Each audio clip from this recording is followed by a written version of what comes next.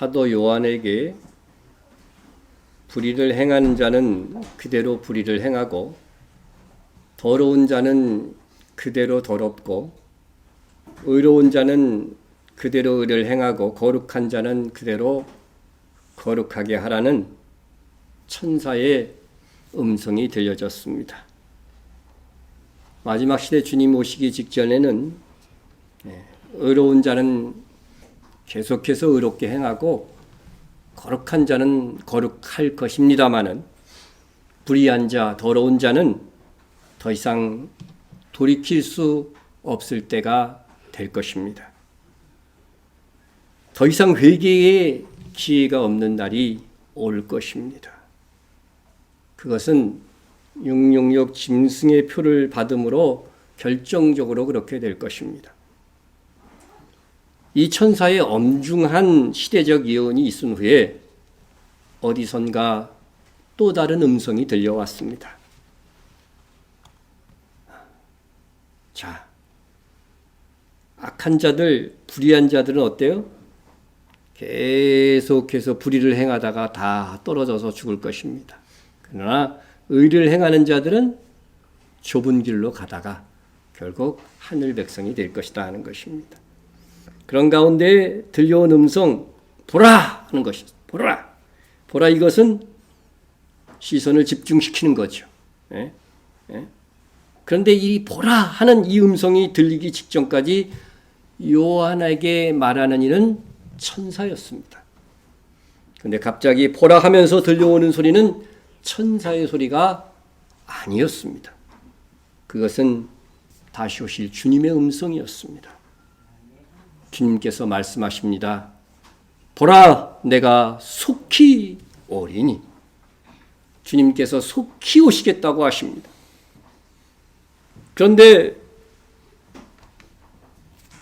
속히 오시겠다고 하시는 주님, 이 요한계시록이 AD 한 93년경에 기록되었다고 한다면, 그렇게 가정하면 올해까지 1930년 동안 주님은 속히 오신다고 하시고 속히 오시고 있지 않고 있습니다. 우리가 이것을 어떻게 이해해야 할까요? 만일 제가 여행을 떠나면서 금방 올게, 속히 올게, 그리고 갔는데 10년 동안 안 나타난다면 죽일 놈, 거짓말쟁이, 난리가 났을 것인데 주님께서 속히 오신다 하시고 1900년이 넘도록 오지 않고 계십니다. 그래서인지 성경은 이런 말씀을 우리에게 남겨두고 있습니다. 사랑하는 자들아, 주께는 하루가 1000년 같고 1000년이 하루 같다는 이 한 가지를 잊지 말라. 이것은 천지창조, 6일 창조와 안식일을 두시고 하신 말씀이기도 합니다. 인류의 역사가 6000년이 지나고 나면 주님 다시 오셔서 안식년에 의미하는 천년왕국을 이룰 것이다 하는 그런 의미도 되지만, 주님께서 속히 오시겠다고 하시고는 더디 온다고 생각하는 사람들을 위해서 주신 말씀이기도 합니다. 그 다음 절을 보면 그게 나타나요. 주의 약속은 어떤 이들이 더디다고 생각하는 것 같이. 여러분, 이미 베드로가 살던 시기의 교회들에서 주의 약속이 오신다고 하는 그 약속이 더디다고 생각하는 사람들이 있었다는 거예요. 그죠? 그때 이런 대답을 주십니다. 오직 주께서는 너희를 대하여 오래 참으사 아무도 멸망하지 아니하고 다 회개하기에 이르기를 원하시느니라. 여기는요, 주님이 한 30년 전에 오셨다 그러면은 구원받지 못했을 그런 사람들도 있는 거죠. 그죠? 이 말씀이 참 귀합니다. 그런데 이런 말씀이 있을지라도 그래도 그렇지 속히 오시겠다고 하시고 이렇게 긴 세월 동안 오시지 않겠는가? 내가 속히 오리라 이렇게 말씀하셨는데 차라리 그러려고 한다면 여기서 속히 자는 좀 딱 빼버려 이렇게. 그리고 내가 오리니 이렇게 했으면은 서로 오해도 없고 부드러운 말씀이 되었을 텐데 하는 그런 안타까움이 있습니다. 예. 주께는 하루가 천년 같다고 하시니까 언제 오셔도 속히 오신 것이라고 할 수는 있습니다. 그러나 말씀이라는 것이 듣는 우리에게 초점 기준이 맞춰져 있어야지 하나님께는 속히인데 우리한테는 무한정 긴 시간이라고 한다면 이게 어떻게 우리에게 계시된 말씀이라고 할 수 있을까? 네? 저도 주님께서 분명 속히 오신다고 했는데 이 말씀을 어떻게 설교해야 될지 매우 곤욕스럽습니다. 왜 주님은 속히 오리라 하시고 1900년이 넘도록 오시지 않으셔서 말씀을 전해야 되는 저를 이렇게 괴롭게 하시는지 모르겠습니다. 그럼에도 우리가 성경은 분명 오류가 없는 하나님의 말씀으로 믿는다면 주님께서 내가 속히 오리니라고 하신 말씀의 진리를 깊이 헤아려 보아야 한다는 것입니다. 지금부터 500년 전이나 1000년 전이나 그보다 훨씬 전에 이 성경을 그대로 읽었던 우리들의 성도들, 오고 가는 시대의 그 순전한 성도들은 아마도 자기가 살고 있는 당대에 주님이 다시 오실 것이라고 다 생각했을 것입니다. 왜냐하면 속히 오실 것이라고 하셨으니까. 그래서 주님의 의도는 어느 시대의 성도이든 자신이 사는 시대에 주님이 다시 오실 것이라고 여기고 신앙생활을 하기를 원하셨던 것은 아닐까. 그래서 내가 속히 오리라 말씀하신 것은 아닐까. 그런 생각이 듭니다. 주님이 나의 시대에는 오지 않을 거야. 이렇게 생각하고 신앙생활하는 사람은 영적 긴장감이 상실됩니다. 아주 깨어있는 신앙생활을 하기가 어려워요. 그죠? 예? 주님 다시 오실 것이라고 하는 그 말씀 뒤에는 항상 뭐가 있냐면 깨어있으라는 말씀이 있거든요. 예? 그래서 주님께서는 내가 속히 오리라는 말씀을 하실 때 어느 시대의 어느 성도건 경성하고 깨어있는 자세로 살기를 원하셨던 것은 아닐까. 예. 이러한 저의 해석이 맞을 수 있는 것은 실제 사도들조차도 자기 시대에 주님께서 다시 오실 것으로 생각하고 신앙생활했다는 것입니다. 볼까요? 주께서 호령과 천사장의 소리와 하나님의 나팔 소리로 친히 하늘로부터 강림하시리니. 그죠? 예, 주님이 공중 강림하시는 겁니다. 그때 그리스도 안에서 죽은 자들이 먼저 일어나고, 그죠? 죽은 성도들이 먼저 일어나서 부활된다는 거예요. 예? 그 후에 우리 살아남은 자들도 그들과 함께 구름 속으로 끌어올려 휴거죠. 예? 공중에서 주를 영접하게 하시리니 그리하여 우리가 항상 주와 함께 있으리라. 여기서 바울이 우리라고 한 이 존재는 누구냐면은 자기 자신과 이 편지를 쓴, 그죠? 데살로니가 교회. 여러분 성경에서 보면 데살로니가 교회가 예수님의 재림에 대해서 가장 관심이 많았던 교회예요. 그래서 그 편지를 쓴 거죠. 예? 그런데 주님이 공중 강림하실 때에 우리 살아남은 자들이라고 그랬어요. 그죠? 우리 살아남은 자들.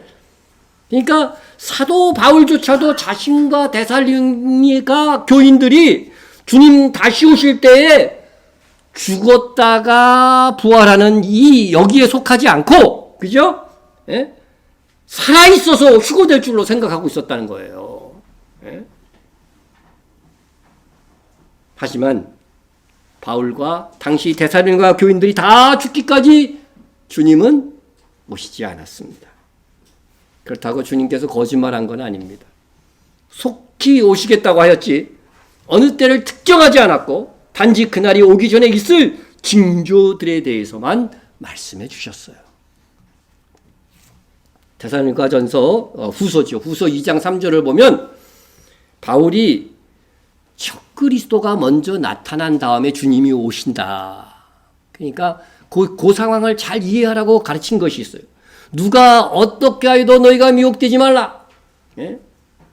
시한부 종말론이 우리 사회에 있었지만 요 말씀만 알았다면 거기에 빠지지 않죠.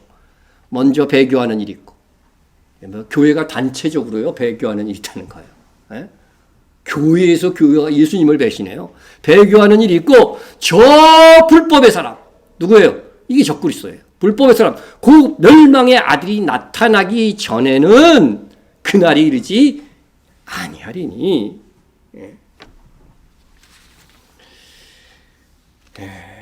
주님은 바울에게 마지막 때에 있을 징조와 결정적으로 적그리스도가 등장한 이후에 오실 것이라는 것을 계시로 데살로니가 성도들에게 가르쳤지만 정확한 시기에 대해서는 알 수가 없었던 거죠. 단지 바울은 자기가 생각하기에 단지 적그리스도가 나타나고 주님께서 다시 오시는 그 일까지 다 자기의 생전에 있을 것이라고 생각했던 것입니다. 그러나 바울의 생전에는 물론 지금까지도 속히 오신다는 주님은 오시지 않으셨습니다. 그렇다면 바울의 생각대로 되지 않았을지라도 주님이 속히 오실 것으로 생각하고 살았던 바울과 그 시대 교회들의 유익이 무엇이었을까 하는 것입니다.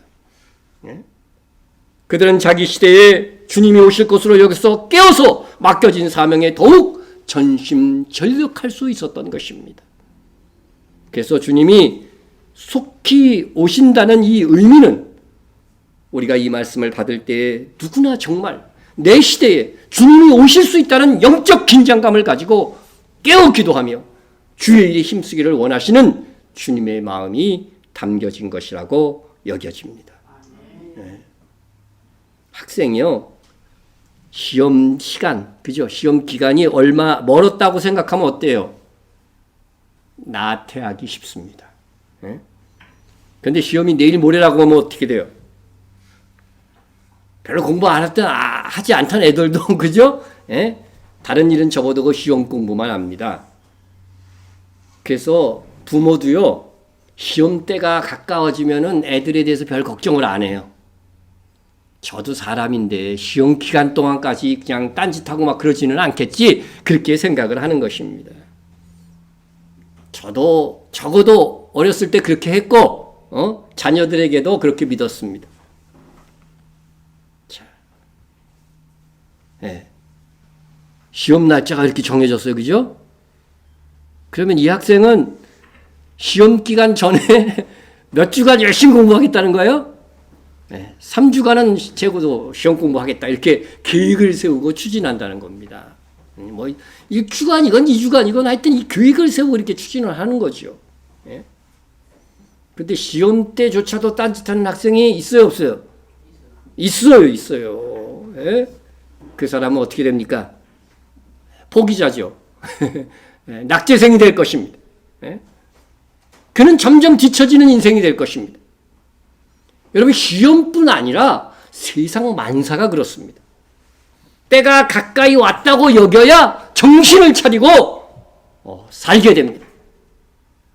여러분, 신앙생활도 마찬가지입니다. 그래서 오늘 말씀뿐 아니라 성경은 2000년 전부터 주님 다시 오실 때가 가까이 왔다고 일관되게 말씀해 주고 있는 것입니다. 이게 우리 입장에서 말씀해 주신 거예요. 만물의 마지막이 가까이 왔으니 뭐라고요? 정신 차리세요, 여러분. 정신을 차리고 근신하여 기도하라. 정신 차렸느냐 안 차렸느냐는 뭐로 판가름할 수 있을까요? 열심히 기도하느냐 안 하느냐로 결정되는 거예요. 일주일을 산 동안 나는 기도한 시간이 없어. 이거 심각한 거죠. 하루도요 기도하지 않는 날이 있으면 안 됩니다. 밥 먹는 기도 말고.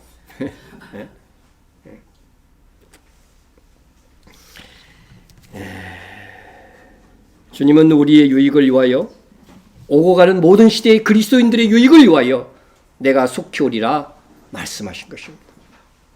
그런데 지금 우리는 어떻습니까? 바울이 살던 시대에서 2000년 가까운 세월이 흘렀습니다. 감추어진 주님이 강림하신다는 이 비밀이 이전 시대에는 도저히 이해되기 힘든 징조와 부분까지도 우리에게는 선명하게 해석되어 다가오고 있습니다. 그렇다면 정말 주님 다시 오실 날이 성큼 다가온 것입니다. 정말 우리 시대에 일어날 수 있는 일이 되었습니다. 주님이 곧 오실 것이라고 생각하고 깨어있는 신자들의 유익이 도대체 무엇일까? 그것은 주님 다시 오실 때 가지고 오시는 것에 힌트가 있습니다. 보라, 내가 속히 오리니 내가 줄 상이 내게 있어. 주님이 뭘 갖고 오셔요? 우리에게 줄 상을 갖고 온다는 거예요. 각 사람에게 그가 행한 대로 갚아주리라. 예? 이 상을 누구에게 줍니까? 주님이 가져오실 상을 누구에게 줘요? 각 사람에게입니다. 예? 주님이 오실 때 받을 상은 우리가 행한 대로입니다. 성경에서 행위, 그건 다 일이라고 하는 단어와 똑같은 단어라고 그랬죠. 그래서 우리가 일한 대로 갚아주시는 거예요. 예? 주님께서 우리에게 일한 대로 주시는 상은 무엇일까? 그것을 오늘 생전에 들려주신 달란트 비유와 문화의 비유를 통해서 살펴보도록 하겠습니다. 주님께서 감람산에서 제자들이 이렇게 질문했죠. 세상 끝에 무슨 징조가 있사오리까? 이 질문에 쫙 응답을 해주셨어요. 그리고 나서 너희가 세상 끝이 되기까지 그리스도인 제자인 우리가 받은 바 사명을 어떻게 감당해야 되는지에 대해서도 말씀해 주셨습니다. 어떤 종이 되어야 되느냐? 충성되고 지혜 있는 종이 되어 주인에게 그 집 사람들을 맡아 때를 따라 양식을 나눠줄 자가 누구냐? 주인이 올 때 그 종이 이렇게 하는 것을 보면 그 종이 복이 있으리로다. 이 복이 그냥 상이죠. 주님 오실 때 갖고 오는 상하고 똑같은 거예요. 그죠? 이 복이. 복이 그런 겁니다. 그러면 여기서 마태복음 24장 45절 47절에서 주님이 오실 때, 주인이신 주님이 오실 때 가지고 오는 복, 그 상이 무엇일까? 무엇이라고 말씀하고 있어요? 내가 진실로 너에게 이르노니 주인이 그의 모든 소유를 그에게 맡기리라. 네. 여러분, 주님 다시 오실 때에 상 받은 사람은 뭐가 되냐면요, 주님의 청지기가 되는 거예요. 주님의 것을 맡아서 일하는. 여기서 충성되고 지혜 있는 종이 받을 복은 주인의 모든 소유를 맡아 일하게 된다는 것이었습니다. 이어서 우리가 충성되고 지혜 있는 종이 되어 이 주인의 소유를 맡는 복된 자가 되라고 달란트 비유를 말씀하신 거라는 거예요. 예? 그럼 여기서 우리가 주인의 소유를 맡게 된다는 것은 무슨 의미일까? 여러분, 이 달란트 비유를 읽고 또 마태복음 24장 이 달란트 비유의 서론을 읽으면서 우리가 맡게 될 주인의 소유를 맡게 된다는 것이 뭘까? 이것을 궁금해하고 생각하는 사람들이 몇 명쯤 됐을까? 몇 명쯤 있을까? 이 성경을 읽으면서. 궁금하잖아요. 그죠? 주인의 소유를 맡게 된다는 게 이게 상으로 주는 건데 이게 뭐지? 아무 생각도 없이 성경을 읽으면 우리가 되겠어요? 안 되겠어요? 안 되죠. 안 됩니다. 만왕의 왕인 예수님께서 우리 각자의 공적에 따라 나눠주시는 뭐예요? 나라. 나라와 우리가 다스리라고, 우리에게 다스리라고 맡겨주시는 나라와 고를 말하는 것입니다. 예? 예수님께서 지상 재림하실 때요, 그 머리에는 뭐가 있다고 그랬어요? 많은 관이 있다고 그랬어요. 예, 관. 이게 원어에 보면 이거 번역을 좀 잘못한 것 같아요. 예? 디아데마라고 하는 단어입니다. 이것은 그냥 이런 스테파노스라고 하는 면류관이 아니고 이것은 왕관입니다. 왕관. 주님이 왕으로 오시면 왕관 하나만 딱 쓰고 오셔야지. 왜 수도 없이 많은 왕관들을 쫙 머리에 이고 오시는 거예요? 그것이 말씀하는 의미가 무엇입니까? 예? 주님의 왕권은 누구에게 나눠주겠다는 거예요? 그렇죠. 첫째의 부활에 이른 자들에게 나눠준다는 거예요. 예? 이 첫째 부활에 참여하는 자들은 복이 있고 거룩하더라. 예, 복은 항상 상과 연관되는 거예요. 복이 있어. 둘째 사망이 그들을 다스리는 권세가 없고 다시 사망에는 이르지 않아. 그리고 도리어 하나님과 그리스도의 제사장이 되어 1000년 동안 그리스도와 더불어 뭐를 해요? 왕노릇하리라. 그렇죠? 이 첫째 불에 참여한 자들의 혜택, 그들이 받는 상은 바로 주님의 소유를 다 맡는 건데 그 소유가 뭐예요? 주님과 함께 1000년 동안 왕노릇하는 것이다. 그것을 말씀해 주고 있는 것입니다. 여러분이 주님께서 가지고 오시는 상, 곧 1000년 동안 그리스도와 더불어 왕노릇하는 첫째 부활의 주인공이 되시기를 축원합니다. 이렇게 달란트 비유에서 약속하는 착하고 충성된 종이 받는 이 상은 주님의 왕국을 함께 다스리는 영광된 왕의 직분을 얻는 것입니다. 주님께서는 누가복음에서는 이 달란트 비유 대신 문화의 비유로 말씀해 주셨어요. 그것을 기록되게 하셨습니다. 예? 주님께서 문화의 비유를 말씀하신 이유를 이렇게 먼저 밝히고 비유를 시작합니다. 비유를 더하여 말씀하신 이는 자기가 예루살렘 가까이 오셨고 그들은 하나님의 나라가 당장에 나타날 줄로 생각함이더라. 여러분, 예수님의 제자들과 유대인들은 어떤 생각을 했어요? 이제 예루살렘 가까이 주님이 오셨으니, 그죠? 오셨으니까 이제 예루살렘에서 예수님이 뭐가 될 거로 생각한 거예요? 왕이 될 거라고 생각한 거예요. 그거를 뭐라고 생각했다고요? 하나님의 나라라고 생각했어요. 이건 틀린 생각이 아닙니다. 네. 이것은 천년왕국 때 이루어질 것인데 그들은 뭐예요? 당장에 그 일이 이루어질 걸로 착각하고 있었다고 하는 사실입니다. 네. 그래서 예수님께서는 그 하나님의 나라는 지금 당장 세워지는 것이 아니라 언제? 내가 죽었다가 다시 올 때에 이루어질 것이라고 가르쳐주기 위해서 이 문화의 비유를 말씀하셨다 하는 것입니다. 예, 우리는 달란트 비유와 문화의 비유를 통해서 얻을 유익이 있는데 첫째는 주님께서 다시 오실 때에 각 사람이 행한 대로 주실 상이 무엇인지 또 그것을 쟁취하기 위해서 우리가 어떻게 살아야 되는지를 배울 수가 있습니다. 여러분, 달란트 비유와 문화의 비유는 어느 정도 여러분이 알고 있다는 것을 가정하고 말씀을 드리겠습니다. 달란트 비유에서 종의 숫자가 몇 명 나와요? 3명 나옵니다. 문화의 비유에서는 10명이 나옵니다. 근데 문화의 비유에서는 종 외에 또 하나의 등장인물들이 있는데 누굴까요? 원수들이 나옵니다. 원수들. 예? 우리가 여기서 이 비유들을 해석할 때 잘 알아야 되는 것은 종들은요, 악한 종들도 구원을 못 받는 게 아니에요. 단지 이 원수들이 있지, 원수들. 요거는 불신자예요. 저 사람들은 구원을 못 받죠. 예, 그거를 기준을 세우고 읽으시면 됩니다. 자, 주인이 장사 미천으로 종 3명에게 5달란트, 2달란트, 1달란트씩 줬어요. 그죠? 문화의 비유에는 어떻게 했습니까? 한 문화씩만 10명에게 똑같이 주었어요. 이게 준 게 다른 거죠. 그죠? 장사 미천이 틀린 겁니다. 두 비유의 차이가 거기에 있어요. 여러분들, 여기에 교훈의 굉장히 차이가 있다는 겁니다. 자, 그래서 다들 장사를 했어요. 그래서 달란트 비유에서는 5달란트 받은 사람은 얼마 남겼어요? 5달란트. 2달란트 받은 사람은 2달란트. 그럼 1달란트 받은 사람은 몇 달란트 남겨야 돼? 1달란트 남기면 좋았을 텐데 장사를 하지 않았어요. 그죠? 땅에 묻어놨어요. 자, 문화의 비유도 10문화를 3사람밖에 안 나와. 종은 10명인데 3경우밖에 안 나옵니다. 한 사람은 10문화를 남겼어요. 또 한 종은 5문화를 남겼어요.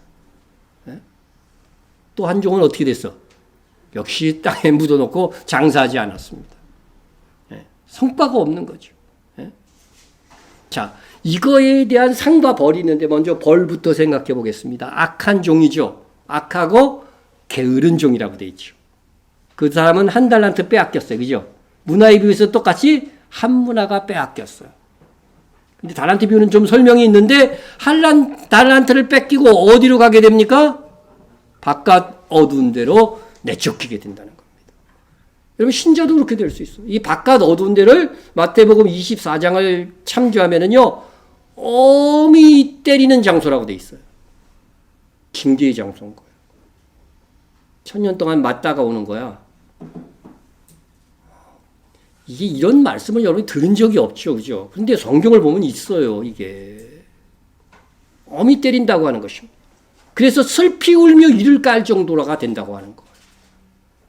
이게 지옥에서도 슬피 울고 이를 가는데 그와 비슷하게 경험하고 오는 겁니다. 예?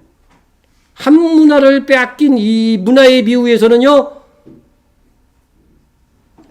문화를 빼앗긴다는 말밖에 없어. 그러니까 이 사람들은요, 한 달란트를 빼앗기고 한 문화를 빼앗긴 이 약한 정도는 구원을 받지 못하는 것이 아닙니다. 이 두 가지 경우 다 마찬가지예요. 이 두 가지 경우 다. 예? 구원을 받지 못하는 것이 아니에요. 고린도전서 3장 15절에서 말씀하시는 뭐예요? 불 가운데에서 얻은 것과 같은 구원. 상관 없다고 얘기한 게 아니잖아요, 주님이. 그죠? 불 속에서 구원받으면 불 속에서 타는 그 고통을 겪어야 안 겪어요? 간신히 나오는 거죠. 그와 같은 고통을 어디서 겪는다는 거예요? 바깥 어두운 데서 겪고 온다는 거예요. 이 심각성을 여러분들이 아시고 신앙생활을 해야 돼. 이걸 모르기 때문에 신앙인의 생활이 엉망이 되고 하늘에서 상급의 차이가 없다는 등 내가 요번에도 설교를 조사하다 보니까 그런 말들이 뭐 이제 정상적인 교회에서 많이 이렇게 인터넷에 있더라고요. 그것에 대해서 하나씩 잘못됐다는 것을 내가 다음에 한번 설교로 말씀을 드리려고 합니다. 자, 계속해서 달란트 문화의 비유를 비교합니다. 자, 달란트 비유에서는 원수가 안 나와요. 그죠? 그런데 문화의 비유에서는 원수가 나옵니다. 이 원수들은 주인 앞에서 죽임을 당하는 거예요. 죽임을 당하는 것입니다. 예? 그래서 이 원수들은 뭐 하는 자에 되면 왕됨을 방해한 불신자. 그러니까 적극적으로 안티그리스도인들이야. 주님이 다시 오신다고 하는 것, 기독교인에 대해서요, 해악한 짓들을 한 사람들은 주인 앞에서 바로 죽이는 거예요. 주님 오실 때 그때 완전히 나오잖아요. 계시록에서도요. 하나님이 7대적 재앙을 통해서 그들을 치실 것입니다. 예? 자, 그 다음에 흉성된 종들. 우리가 여기에 속해야 됩니다. 예? 바깥 어두운 데로 가기를 원하시는 분. 한 명도 없으시니까 다 충성된 종이 되고자 하는 줄로 압니다. 그들에게 주인의 소유를 맡긴다는 거예요. 달란트 비유에서는 주인의 소유를 맡기는데 상해 차등이 없습니다. 그런데 문화의 비유에서는 10고울 권세를 차지하고 5고울 권세를 차지하면서 성과에 대한 차등이 있다고 하는 것이 다른 것이죠. 예? 그래서 달란트 비유에서는 천년 왕국에 들어가서 주와 함께 왕노릇 한다고 하는 것만 표현해 주는 거예요. 그죠? 행함이 있는 성도들이. 그런데 문화의 비유에서는 천년 왕국에 들어가서 주와 함께 왕노릇 하되 각 사람마다 행한 대로 받을 상에 차이가 있음을 분명히 말씀하고 있는 겁니다. 애초에 준 것부터가 다르니까. 그래서 우리가 이 달란트와 민화의 비유의 차이를 알아서 우리가 더욱더 천년왕국에서 왕노릇 하되 문화의 비유가 말하는 각 사람마다 행한 대로 받을 상의 차이가 있다는 이 사실을 알고 우리가 이 땅에 있을 때 우리의 수고와 우리의 헌신을 주님 앞에 드려야 됩니다. 자, 그래서 그에 대한 교훈의 말씀으로서 달란트 비유의 교훈은 그럼 이렇게 받아들이면 돼요. 무릇 많이 받은 자에게는 많이 요구할 것이요 많이 맡은 자에게는 많이 달라 할 것이니라. 처음부터 주님이 주신 게 다르지요. 그죠? 여러분 처음부터 받은 게 달라요. 사람들마다 능력이나 기질이나 자산이나 이제 모든 것이 달라요.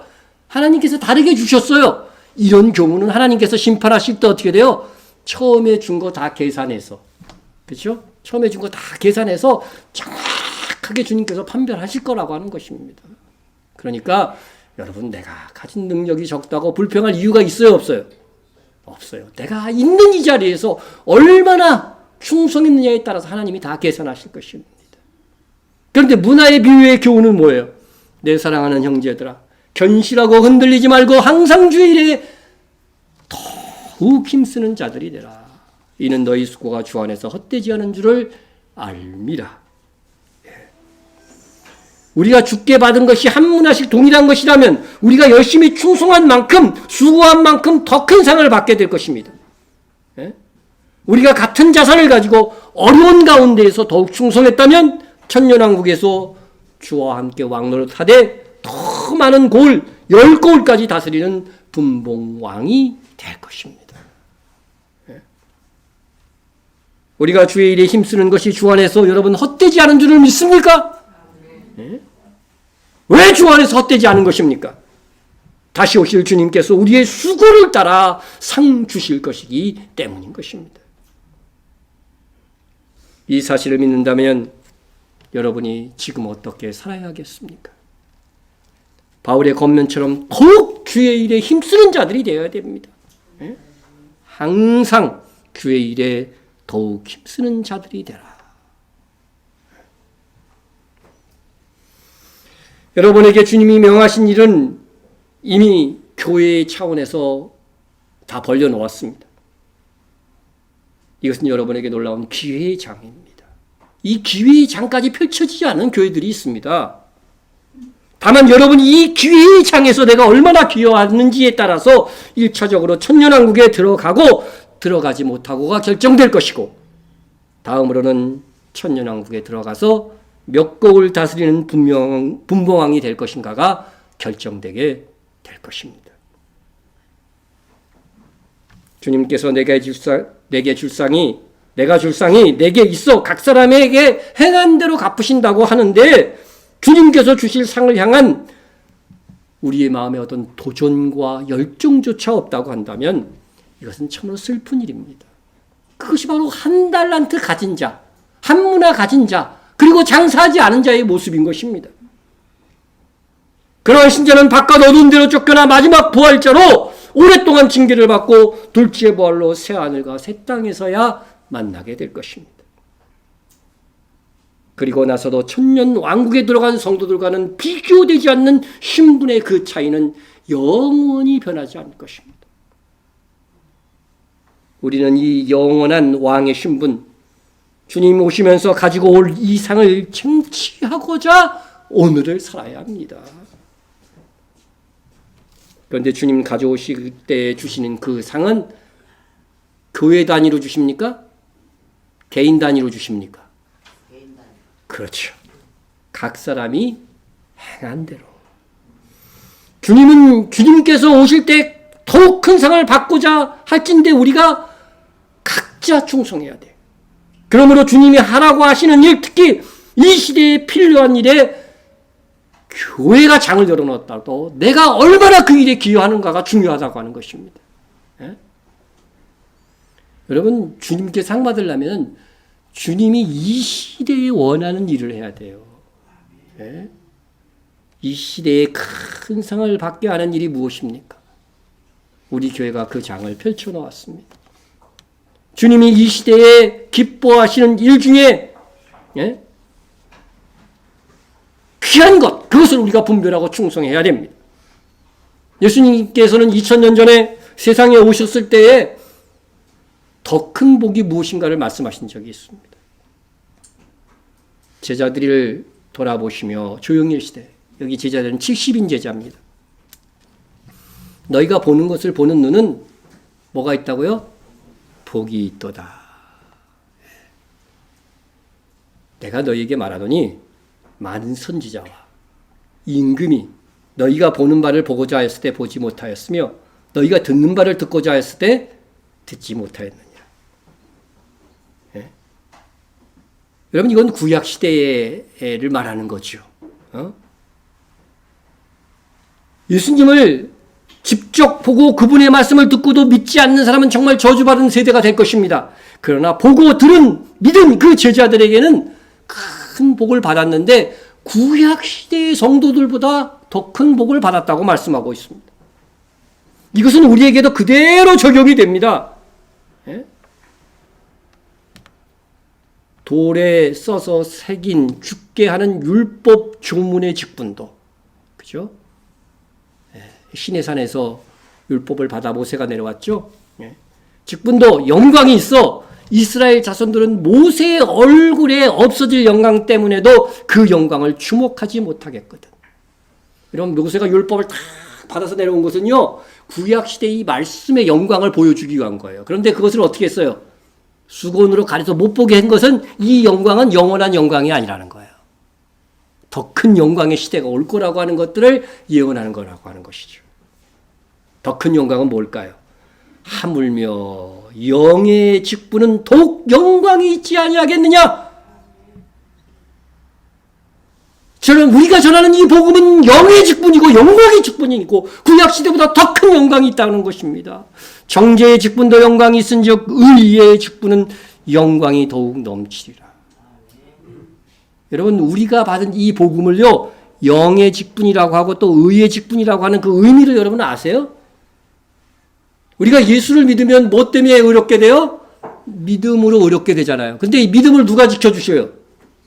우리 안에 계신 성령께서 지켜주신단 말이야. 그러니까 이게 영의 직분인 거예요. 예?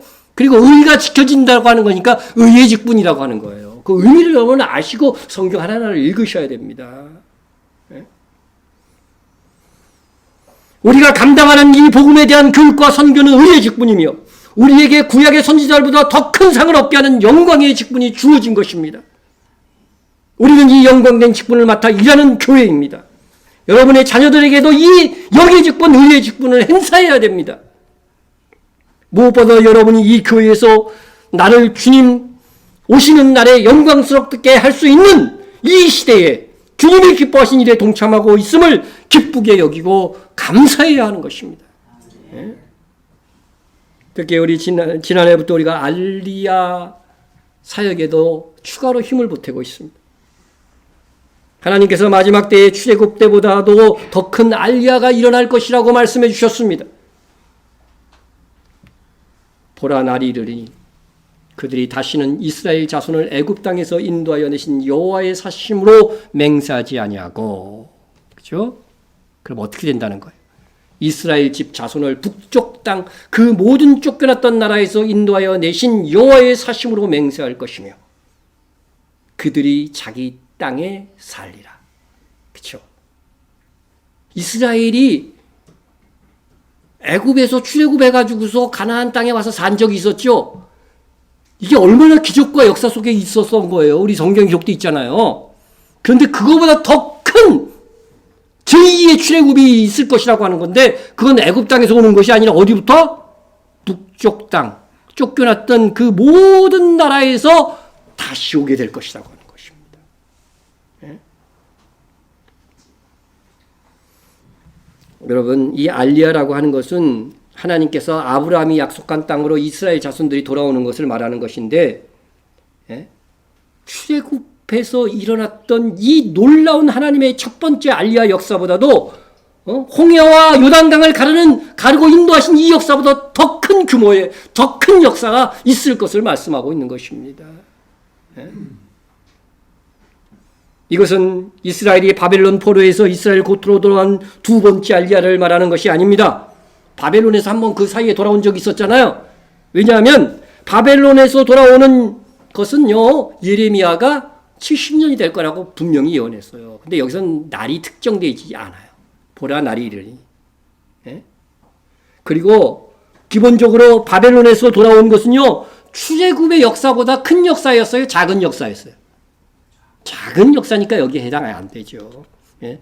출애굽에는요, 남자만 60만이 돌아왔어요. 예, 이 유대인들은요, 인구 수를 셀 때 어떻게 세요? 남자만 세는데 그것도요, 20세에서 50세밖에 안 세. 50세 넘어가도 거의 별로 쓸모없다는 거지. 왜 그래요? 성경에 분명 기준이 나와 있는데 전쟁에 나갈 만한 자, 전쟁이 일어나면 싸울 만한 자로 20세에서 50세밖에 안 집어오기 때문에 남자만 60만입니다. 그래서 정상적으로 보면 여기에 진짜 인구를 하면 곱하기 뭐를 해야 돼요? 4 정도는 해줘야 된다는 거죠. 거기에 섞여 있는 무리까지 있었으니까 훨씬 더 많았을 것입니다. 근데 바벨론 포로는 겨우 얼마? 42,000명 조금 넘어요. 그러니까 출애굽의 기한의 7%밖에 되지 아니하니 이게 출애굽보다도 더 큰 알리야라고 볼 수가 없다는 것이죠. 그러니까 이 성경에 예언된 제2의 알리야는 지금 시대에 일어나고 있는 알리야를 말하는 것입니다. 예?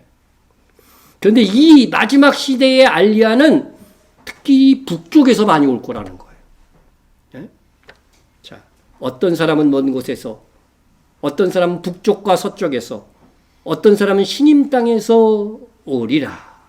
이렇게 말씀하고 있습니다. 예? 그러니까 사방에서 막 이렇게 몰려오는데, 예? 그 중에서도 선지자는 계속 북쪽을 더 강조해줘요. 여러 구절에서. 보라, 나는 그들을 어디에서? 북쪽 땅에서 인도하여 땅 끝에서부터 모으리라. 그죠? 땅 끝도 얘기하지만 특별히 북쪽을 강조한다는 거죠. 그들 중에는 맹인과 다리 저는 사람과 잉태한 여인과 해산하는 여인이 함께 있으며 큰 무리를 이루러 이곳으로 돌아오리라. 예루살렘 이스라엘 땅으로 돌아오리라. 이런 일이 일어났습니까? 안 일어났습니까?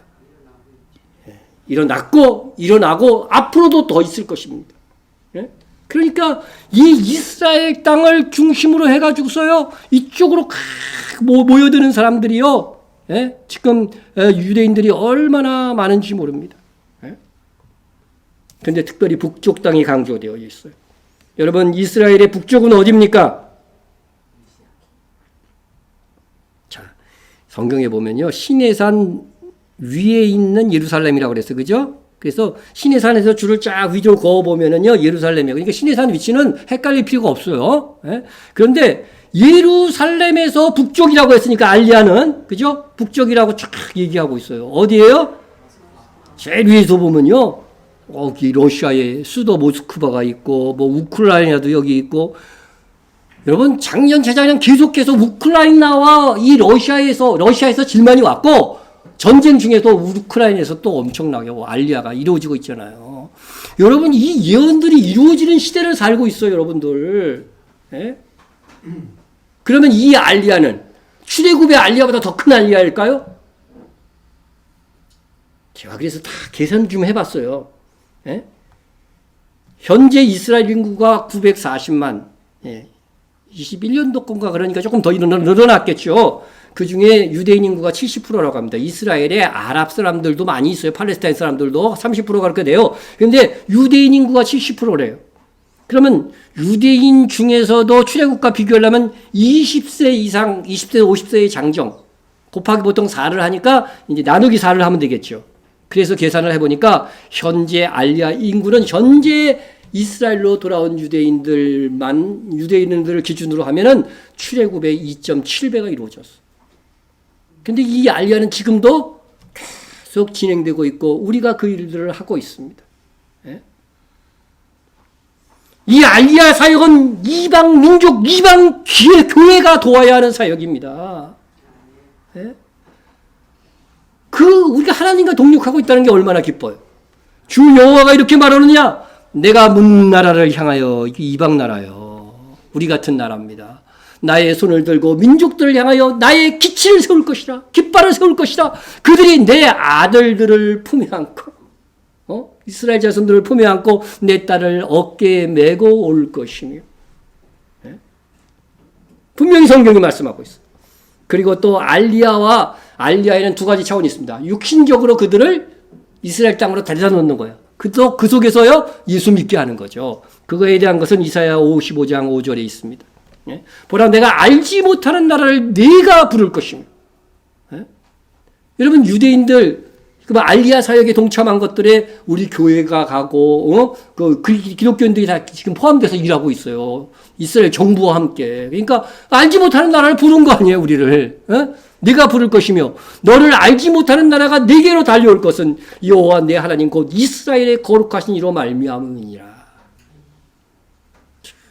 이스라엘을 무시하고 유대인들이 예수님 죽인 사람이라고 무시하던 그런 중세 시대가 있었잖아요. 그런데 그 시대가 지나고 마지막 시대에 이 기독교인들이, 여러 나라들이, 이스라엘이 알리야하는 것을 돕고 그곳에 복음을 전파하기에 애쓰는 일들이 있을 것이라고 예수님이 오시기 700년 전에 이미 예언되어져 있어요.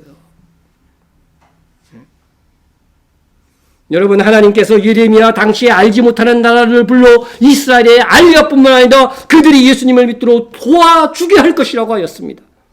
이 하나님께서 부르신 이방 민족이 감당해야 될 알리야 사역은 우리나라와 우리 교회가 헌신되고 있음에 우리는 감사해야 하는 것입니다. 우리가 이렇게 마지막 시대에 영광된 복음의 일꾼됨과 동시에 하나님께서 이루리라고 하신 알리야의 예언까지 성취하는 이 일을 맡았으니 우리는 이를 기쁘게 여기고 또한 감사함으로 감당해야 합니다. 왜냐하면 이 수고가 저 구약시대와 예수님의 초림 때에 있었던 제자들보다 더 큰 영광을 가져다주는 사역이라고 말씀하고 있기 때문인 것입니다. 그러니까요, 지금 마지막 시대에 태어난 것이 복이, 그 자체로도 복이 됩니다, 일단은. 2000년 전 주님께서 오셨을 때 주님의 말씀을 듣고 믿었던 세대가 구약의 성도들보다 더 복된 세대라고 분명히 예수님이 말씀해 주셨어요. 또 예수님으로부터 시작된 새 언약의 복음을 전하는 일꾼들이 구약의 율법을 전했던 그런 임금과 선지자들이 그런 일꾼들보다 더 영광된 직분을 받은 것이라고 말씀하고 있습니다. 그러므로 우리가 이 일에 헌신하고 선교하여 또 지원하는 일에 충성하는 것이 얼마나 큰 복임을 알아야 됩니다. 우리가 우리에게 맡겨진 이 영광된 직분에 충실하다면 주님 다시 오시는 그날에 받을 영광은 더할 수 없이 커질 것입니다. 그런데요, 구약시대 성도들보다 예수님 시대의 제자들보다 더 복된 세대가 있습니다. 어느 세대일까요? 주님 다시 오심을 맞이하는 세대입니다. 이 오고 가는 수많은 세대 중에서 마지막 성도, 주님을 지상에서 맞이하는 성도는 정말 선택받은 성도입니다. 그런데 왜 마지막 시대의 성도들이 가장 복받은 세대냐?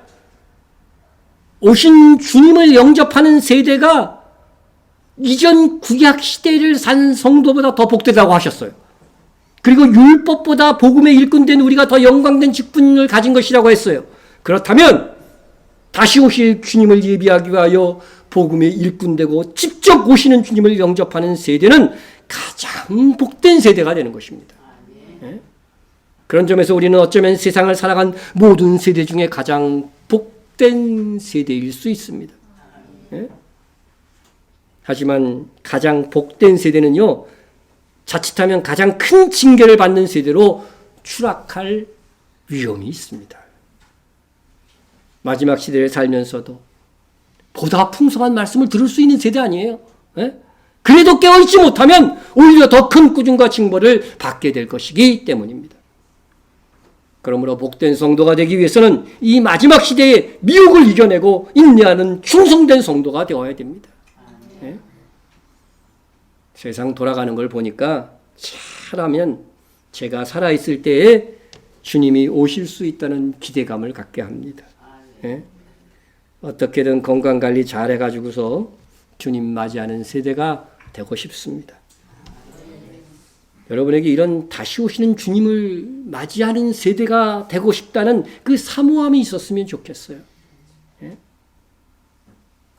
여러분, 주님께서 속히 오신다는 이 말은요, 오늘 본문 한 번만 말씀하신 게 아니에요. 계시록 3장 11절에도 보면 이렇게 말씀하십니다. 내가 속히 오리니 네가 가진 것을 굳게 잡아 아무도 내 면류관을 빼앗기지 못하게 하라. 여러분, 주님 속히 오신다는 것과 뭐가 관련이 있다는 거예요?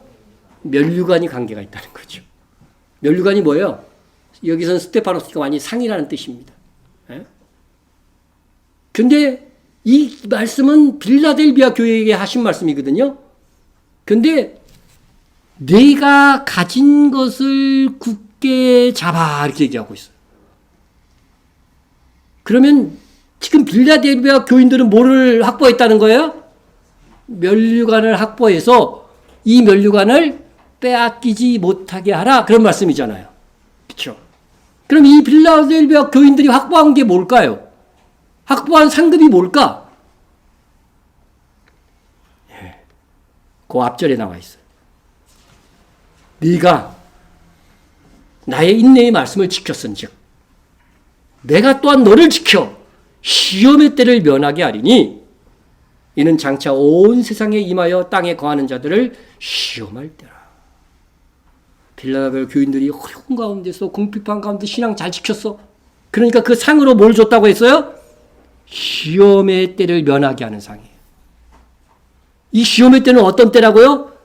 장차 미래에 온 세상에 임하여 땅에 거하는 자를 시험할 때라고 얘기하고 있습니다. 언제일까요? 이게 바로 대환란을 의미하는 말씀 아닙니까? 넌지시, 그죠? 네? 그러면 이 대환란을 임할 때에 뭐가 일어난다는 그 직전에 휴거가 일어난다고 하는 거예요. 그걸 면하게 해준다고 그러니까 이 말씀은 결국 빌라델비아 교인들이 정말 인내해서 그들의 공적으로 휴거의 상을 확보해 놨다는 거예요. 근데 주님이 속히 오실 거니까 너희들 딴 건 몰라도 그 상 잃어버리면 된다는 거예요? 안 된다는 거예요? 안 된다고 하는 겁니다. 안 된다고 하는 겁니다. 그걸 말씀하신 것입니다. 예? 여러분, 구원은 취소되거나 빼앗기지 않습니다. 예? 그러나 이미 주와 함께 왕노릇한 휴거의 상을 확보해낸 그 성도라 할지라도 차후에 잘못 살아서 그 상을 잃어버릴 수가 있다는 거죠. 예? 고린도전서 9장 26절에 보면요, 사도 바울조차도 그러한 상을 잃어버릴까 봐 어떻게 했다고 돼 있어요? 두려워했다고 되어 있어요. 예? 그러니까 누구든 자기 몸을 쳐서 복종시키지 않으면 쌓아놓은 상을 잃어버릴 수 있다는 겁니다. 예? 그러니까 주님이 속히 오신다는 말씀은요, 상과 관련해서 긴장감을 가지라는 거예요. 주님은 요한계시록을 마지막에 이 마무리하면서도 내가 진실로 속히 오리라. 예? 진실로 아멘이라는 단어를 써가지고서 진실로 속히 오리라 또 말씀하십니다. 이게 중요하니까. 예? 우리 주님이 곧 오신다는 생각으로 주님의 나타나심을 사모하며 하늘의 상을 쌓아가고, 두 번째로는 이미 쌓은 상을 잃지 않도록 충성되이 또 거룩하게 살아야 되겠습니다. 그런 자들이 주께서 주시리라 약속하신 상을 최종적으로 쟁취하게 될 것입니다.